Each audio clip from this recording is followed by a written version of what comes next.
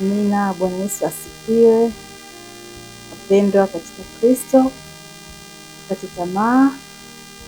Naitwa Mama Askofu Rabi Makanani kutoka kanisa la Evangelical Brotherhood Church kanisa wa Mbeya mjini.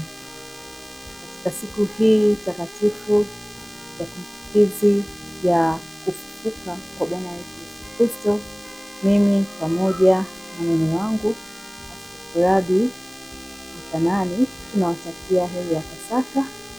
Mungu aendelee kuwatunza, Mungu aendelee kuwalinda, Mungu aendelee kuwatetea.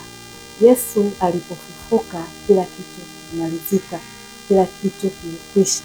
Kwa hiyo tuishi kwa amani, tuishi kwa upendo, tuendelee kufanya kazi, lakini kikubwa tusiache kuendelea kumtafuta Mungu.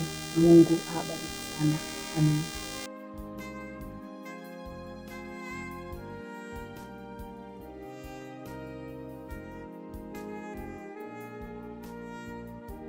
Ninayajua yangu